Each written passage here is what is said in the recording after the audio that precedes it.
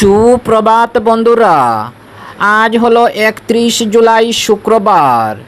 আজকের সকালের বরাক উপত্যকার শ্রীভূমি, করিমগঞ্জ, শিলচর, হাইলাকান্দি সহ আসামের বিশেষ বিশেষ খবরগুলি হলো: গতকাল লোকসভায় পাশ হলো বন্দে মাতরম বিল, বিরোধীদের তুমুল বিক্ষোভের মধ্যে বিল পাস। বিস্তারিত থাকবে প্রতিবেদনে। শিলচরের ক্যাপিটাল পয়েন্টের রাঙ্গিরখাড়ি ফ্লাইওভারের পাইল টেস্টের প্রস্তুতি শুরু। অসম রাজ্যে এবারের বন্যায় মৃত্যু হয়েছে 81 জনের। বন্যায় মৃত্যু হওয়া লোকের নিকটাত্মীয়দের 9 লক্ষ টাকা আর্থিক সহায়তা প্রদান করার কথা ঘোষণা। বদরপুর লামডিং হিল সেকশনে চলতি রেল লাইনে মেরামতি কাজের জন্য এই রুটে চলাচল করা শিলচর গৌহাটি এবং গৌহাটি শিলচর যাত্রীবাহী ট্রেন এক্সপ্রেস আজ শনিবারের জন্য পুনরায় বাতিল ঘোষণা। উজান অসমে বন্যা দুর্গতদের পাশে যুব মোর্চা, শ্রমদানে অংশ নিলেন বিধায়ক মিলন দাস। যাত্রীবাহী গাড়ি থেকে নেশাজাতীয় মাদক সহ আটক 1। সরকারি কর্মীদের কবে থেকে বাড়বে বেতন? অষ্টম বেতন কমিশন নিয়ে সংসদে কি জানালো সরকার? বন্যা দুর্গতদের সহায়তায় অসমের মুখ্যমন্ত্রী হিমন্ত বিশ্ব শর্মার ত্রাণ তহবিলে অনুদান ডিআর বয়েজ ক্লাবের। এবং শেষে আবহাওয়ার খবর। অসম রাজ্যের বিভিন্ন অংশে আগামী 3-4 দিন প্রবল বৃষ্টিপাতের সম্ভাবনা। তাহলে বিস্তারিত খবরে যাওয়ার আগে অবশ্যই ভিডিওটিতে একটি লাইক দিয়ে চ্যানেলটি সাবস্ক্রাইব করে পাশের বেল আইকনটি বাজিয়ে রাখবেন এবং ফেসবুক পেজে দেখে থাকলে পেজটি ফলো করে ভিডিওটি শেয়ার করবেন, যাতে সঠিক খবরগুলি সবার কাছে পৌঁছাতে পারি। এবার শুনুন আজকের খবরের বিস্তারিত। প্রথম খবর, গতকাল লোকসভায় পাশ হলো বন্দে মাতরম বিল, বিরোধীদের তুমুল বিক্ষোভের মধ্যে বিল পাস। জাতীয় সম্মান অবমাননা প্রতিরোধে সংশোধন বিল 2026 সংসদের 2 কক্ষেই গতকাল পাশ হয়ে গেল।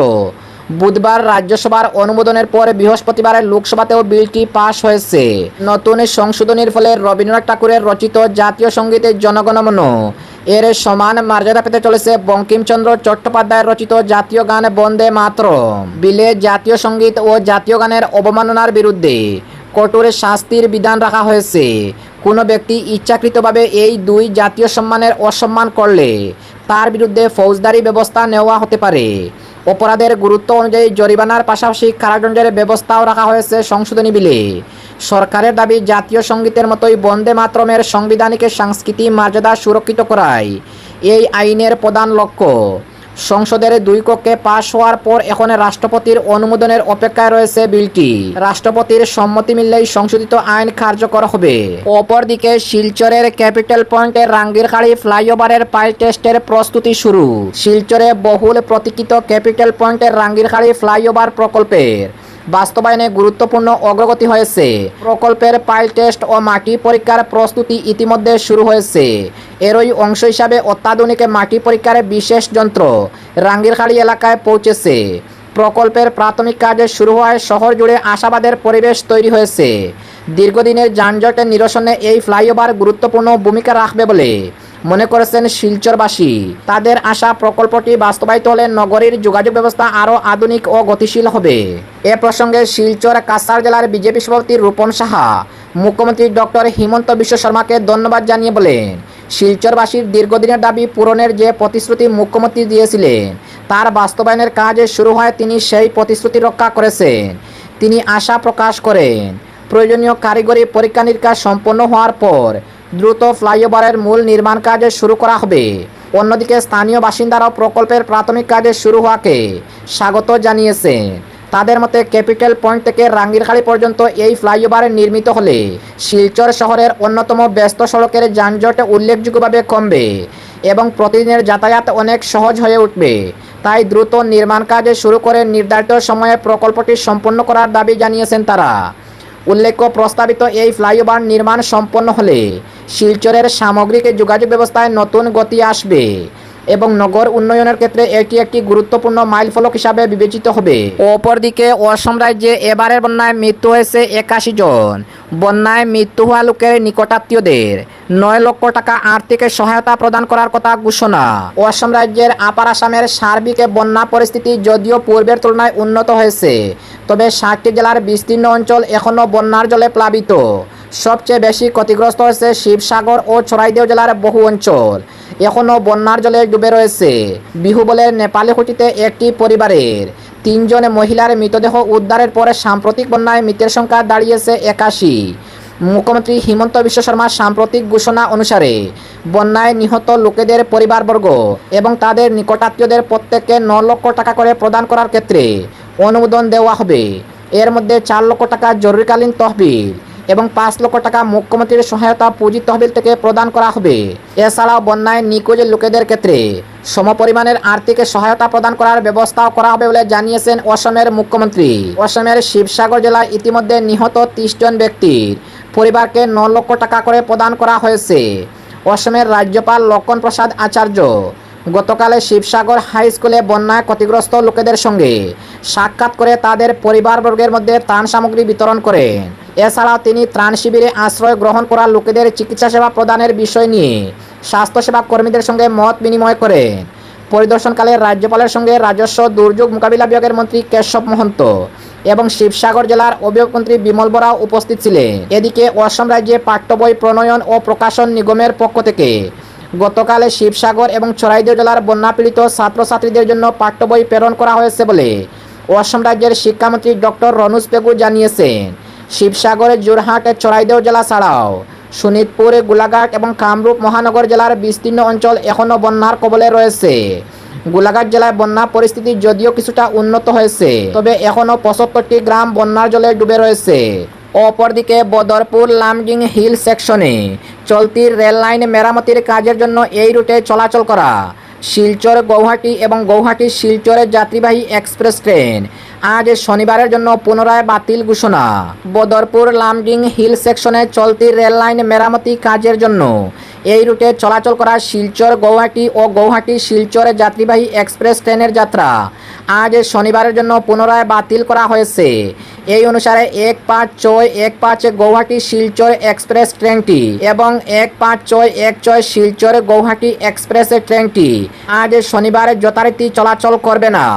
এছাড়া যাত্রী সুরক্ষার কথা বিবেচনা করে অতিরিক্ত সতর্কতামূলক ব্যবস্থা হিসাবে Sairang Anand Vihar terminal Rajdhani express, Narangi Agartala express, Sairang Guwahati express ও Guwahati Sairang express, Agartala Narangi express, Rangiya Silchar express এবং শিলচর রঙ্গিয়া এক্সপ্রেস এই ট্রেনগুলির যাত্রার সময়সূচি পরিবর্তন করা হয়েছে।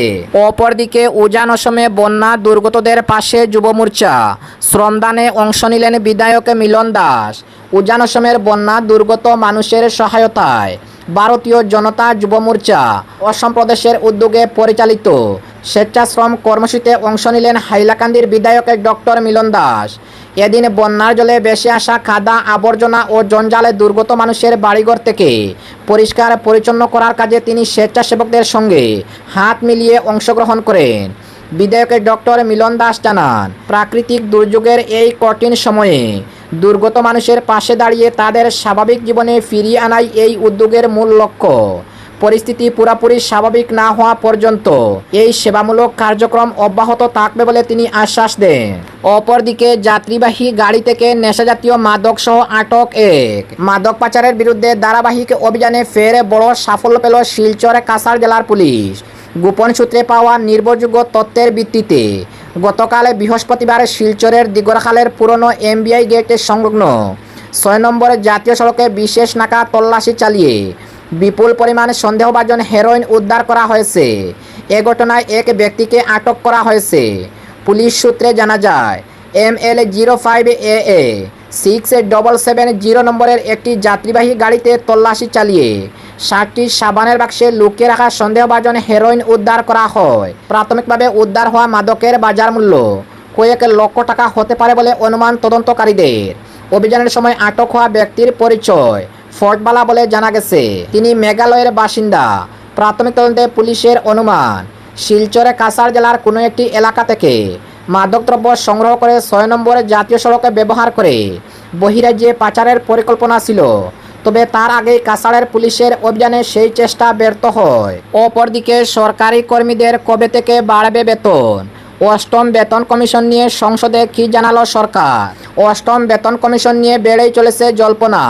কবে আসবে আপনার অ্যাকাউন্টে বর্ধিত টাকা? অবশেষে সেই নিয়ে সংসদে মুখ খুলল সরকার। এই বিষয়টি স্পষ্ট করলেন অর্থমন্ত্রকের প্রতিমন্ত্রী। রাজ্যসভায় বেতন প্রসঙ্গে বলেছেন মন্ত্রী। এই বিষয়ে অর্থমন্ত্রকের প্রতিমন্ত্রী রাজ্যসভায় জানান, 2027 সালের 3 মের মধ্যে 8ম বেতন কমিশনের সুপারিশ জমা দিতে হবে। এরপরই তারা কেন্দ্রীয় সরকারি কর্মীদের বেতন বৃদ্ধি সম্পর্কে সিদ্ধান্ত নেবেন।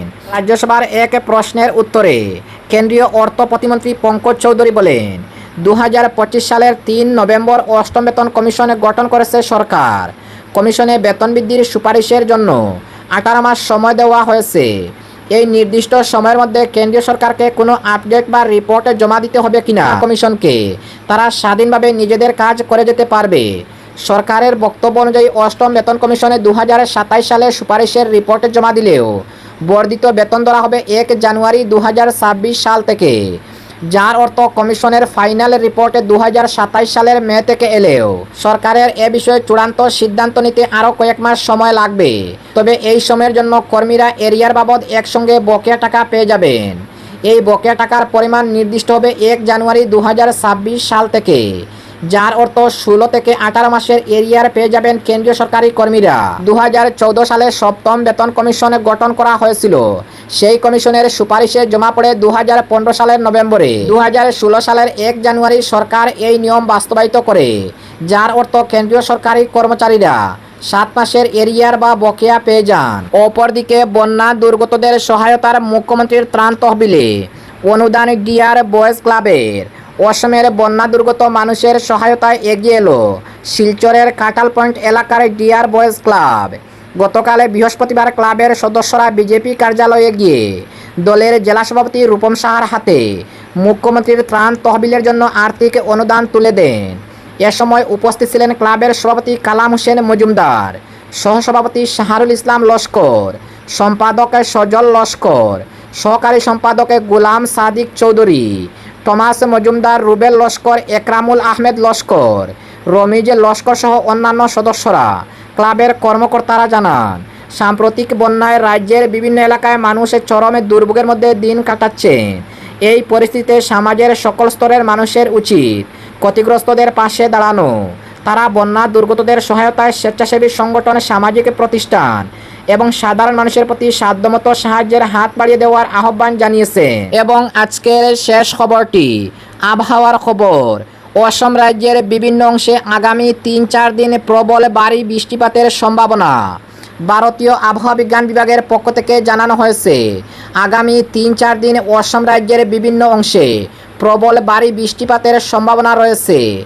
আবহাওয়া বিজ্ঞান বিভাগের তথ্য অনুযায়ী গতকাল থেকে 1 আগস্ট আসাম, নাগাল্যান্ড, অরুণাচল প্রদেশের বিভিন্ন স্থানে বজ্রবিদ্যুৎ সহ প্রবল বৃষ্টিপাতের সম্ভাবনা রয়েছে। অসম রাজ্য দুর্যোগ ব্যবস্থাপনা কর্তৃপক্ষ আকস্মিক বন্যা, ভূমিধস ইত্যাদি আশঙ্কা প্রকাশ করে জেলা প্রশাসন এবং তাৎক্ষণিক সহায়তা সংস্থাগুলিকে সতর্ক থাকতে এবং পরিস্থিতি সূক্ষ্মভাবে নিরীক্ষণ করার নির্দেশ দিয়েছে।